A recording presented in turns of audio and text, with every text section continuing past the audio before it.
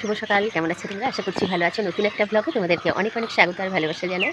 সকাল সকাল ছাদে চলে এসেছি, তার কারণ হনুমান এসে ওই যে লেবু খাচ্ছে, কোথা থেকে লেবু নিয়ে এসছে। আমি ওগুলোই দেখছিলাম, বেশ ভালো লাগছে, আওয়াজ করে করে খাচ্ছে, আবার এখান দিয়ে রস করাচ্ছে, এরকম করছে মানুষে যেমন করে। সত্যি এগুলো মানে দেখতে এখনও কোনো কাজ করিনি, এবার গিয়ে কাজে হাত দেবো। আজকে একটু দেরিতেই ঘুম থেকে উঠলাম, ভোরবেলা উঠেছিলাম, তখন 4:23 বাজে, এই 4:23 না, 3:53, সরি 3:53 সময় উঠেছি।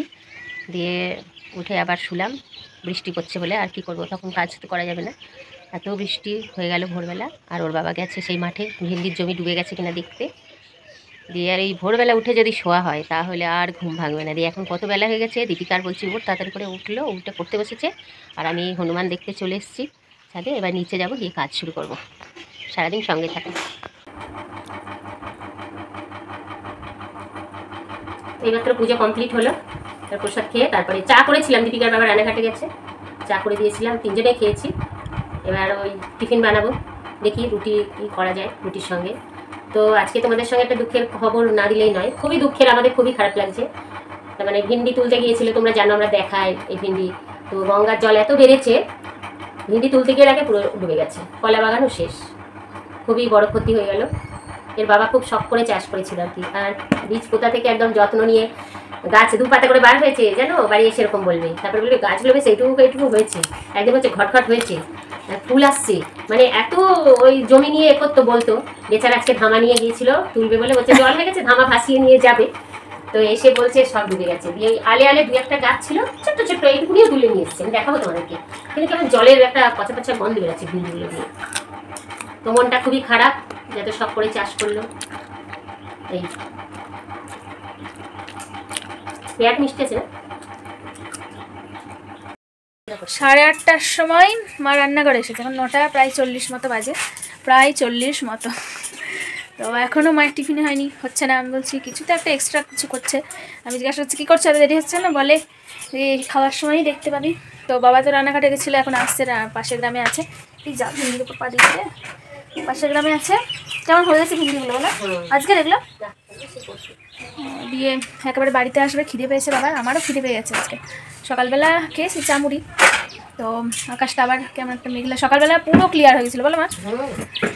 সুজি বানিয়েছে মা, এক্সট্রা কী বানিয়েছে, সুজি না মোহনভোগ, ভিন্ডি ভাজা আর রুটি।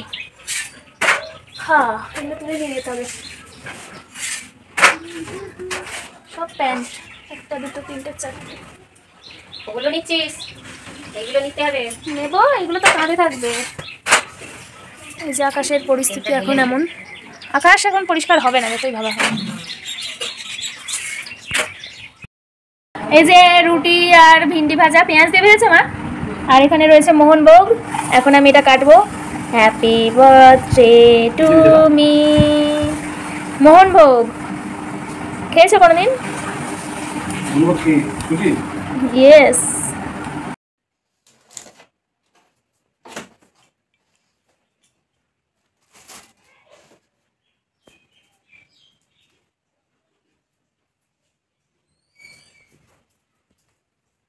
সেই 1 ঘন্টা হবে না, আধ ঘন্টারও বেশি কারেন্টটা গেছিলো, এইমাত্র আসলো। স্নানেও যেতে পারছি না, স্নান করে সেই ঘেমে যাবার, এখন যা রোদ্দুর উঠেছে। মা এখন গেল রান্নাঘরে রান্নাবান্না করতে, আমিও যাই স্নানটা করে নিই, চুল আঁচড়ে বেঁধে রেখেছি, সব রেডি করে রেখেছি। আর প্যাক দিতে হবে মুখে, গলায়, হাতে, প্যাক বানিয়ে দেয়নি, মানে সব রেডি করে দিয়েছে। আটা না, চালের গুঁড়ি, বেসন, হলুদ, এবার একটু দুধ দিয়ে নেবো, দিয়ে গুলিয়ে নিয়ে মেখে নেবো। আজকে মুখে প্যাক দিয়ে স্নান করে, মানে কি বলবো, যখন জলটা দিচ্ছি সেই হালকা মতো, মানে হাত দিতে এত ভালো লাগছে, মনে হচ্ছে ভেলভেটের মুখ। মা বাবা বসে পড়েছে, এবার আমিও যাই জয়েন করি। রাইস, চিপস, ভেন্ডি আলু চচ্চড়ি, আর এখানে রয়েছে অল্প একটু সয়াবিনের তরকারি, 1 সসপ্যান সয়াবিন। তো খাওয়া দাওয়া করে চলে আসলাম এই ঘরে, একটু রেস্ট নেব, প্রচুর কাজ আছে, কারণ মুর্শিদাবাদ যাব, তার আগে তেলগুলো বেশ পাত্রে ঢেলে রেখে যাব। যতবার রৌদ্র দিচ্ছি ততবার বৃষ্টি আসছে, যে তেলটা সেই যে ডেকচিতে ঢেলেছিলাম সে ঢালাই আছে, তো ওইগুলো পাত্রে ঢেলে রাখতে হবে ডেকচি থেকে। একটা ছেলে একা মানে থাকবে, তো ওইগুলো আবার তেল ঢালতে গিয়ে ফেলে টেলে দেবে। তো ভিন্ডি আজকেই লাস্ট খাওয়া হলো নিজের জমির, ভিন্ডি চচ্চড়ি আর সয়াবিন করেছিলাম, দেখতে সাদামাটা কিন্তু খেতে খুব ভালো হয়েছিল, দুটো তরকারি খুব ভালো হয়েছে। দীপিকা এখনও খাওয়া শেষ করেনি, ওই কার্টুন দেখতে দেখতে খাচ্ছে আস্তে আস্তে, ওর বাবার হয়ে গেছে, আমারও হয়ে গেছে। তো চলো, মেঘলা ভাব আর প্রচণ্ড গরম, আবার হয়তো বিকালে বৃষ্টি হবে, একটু রেস্ট নিতে হবে। কানেরগুলো খুলে রেখেছি, তার কারণ এই শুতে গেলে না চুলের সঙ্গে ওই সুতো কানে টান পড়ে যাচ্ছে, এইখানটা একটু ব্যথা মতো হয়েছে, সেই জন্য খুলে রাখলাম। চলো আবার পরে দেখা হচ্ছে। এখন বিকাল 4:30 বাজে, আর আমি চলে এসেছি ছাদে। শুয়েছিলাম, ঘুম আসছিল না, সেই জন্য উঠে চলে আসলাম উপরে। বেশ সুন্দর হাওয়া হচ্ছে ঝিরঝির করে, আর আকাশও একদম পরিষ্কার, দেখো রোদ্দুর ছাদে। আমি শুয়েছিলাম, শুয়ে শুয়ে চিন্তা করে করে ঘুম আর আসছে না। চিন্তা হচ্ছে এটাই যে মাঠটা ডুবে গেল, মানে ফসলগুলো ক্ষতি হয়ে গেল বড়, জানো, সেটাই চিন্তা হচ্ছে। শুয়ে শুয়ে ওটাই ভাবছি, কত যত্ন করে জমিটা চাষ করলো বেচারা, কলা বাগান ডুবে গেল, ভিন্ডি ডুবে গেল। আর উপরে একটু কাজও রয়েছে, ঘরটরগুলো ধোবো। ওই দেখো গরম জল বসিয়েছি কড়াই, তো গরম জল করে নিয়ে ওই যে বয়ান টয়ানগুলো রয়েছে, কাঁচের 3টে বয়ান রয়েছে, তো ওই বয়ানগুলো এখন সার্ফ দিয়ে গরম জল করে ধোবো। আগে তেল ছিল ওতে, আর এইদিকে এই যে ডেকচিতে তেল রয়েছে ঢাকা দেওয়া সবুজ তালা দিয়ে, ওই তেলগুলো বয়ানে ঢেলে রাখবো। তার কারণ বাড়ি থাকবো না আমি, কখন এই এটা ওটা এসে বিড়াল টেরাল এসে ফেলে টেলে দেবে। দীপিকার বাবা ওসব ঢালতে টালতেও পারবে না, তো সব ঘরটা গুছিয়ে তো রেখে যেতে হবে। বেটা ছেলে থাকবে, ওর মতো সিদ্ধ ভাত খেয়ে কাটাবে 9-10টা দিন, কিছু করার নেই। আবার এসেও আবার জন্মাষ্টমী আশ্রমে যেতে হবে, তখন সামনে খুবই ব্যস্ত। কিন্তু এই ক্ষয়ক্ষতিটা না হলে অতটা কিছু মনে হতো না। একদিন অন্তর ভিন্ডি তোলা, এখন তো সবই শুরু হয়েছে, মানে শুরু হয়নি ঠিক মতো, ওই 1-2 করে তুলে তুলে তা একদিন 4-5 কেজি হলো লাস্টের দিন, তো সবে শুরু হয়েছিল। হতো 20-25 কেজি এরকমও হতো হয়তো, বললো তো 4 কাঠা জমিতে অনেকটাই, তো সব বন্যার জলে শেষ হয়ে গেল। কিছু করার নেই, প্রকৃতির কাছে তো হাত নেই আমাদের। কিন্তু আমার বেশি খারাপ লাগছে দীপিকার বাবার জন্যে। বলছে 3-4 দিন পরে যাব, আলে আলে যা 2-1টা গাছ জেগে আছে, ভিন্ডি তুলে নিয়ে আসবে। হচ্ছে দরকার নেই অত দূর যাওয়া, আবার তুলে নিয়ে আসার মজুরি হবে না, থাক যা গেছে, আর সেই নিয়ে চিন্তা ভাবনা করে লাভ নেই।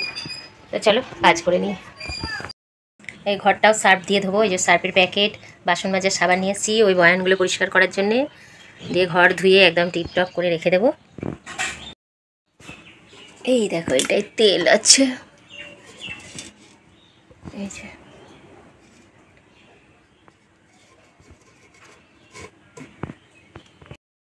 এখন রাত্রি 9টা বাজে, মা এখন ডিনার করে নিচ্ছে। মায়ের ডিনারে আছে সুজি। সুজি না মোহন ভোগ।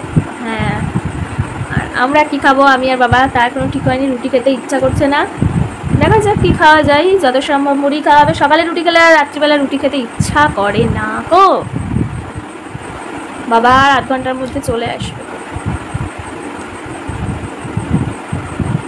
কানের খুলেছো কা?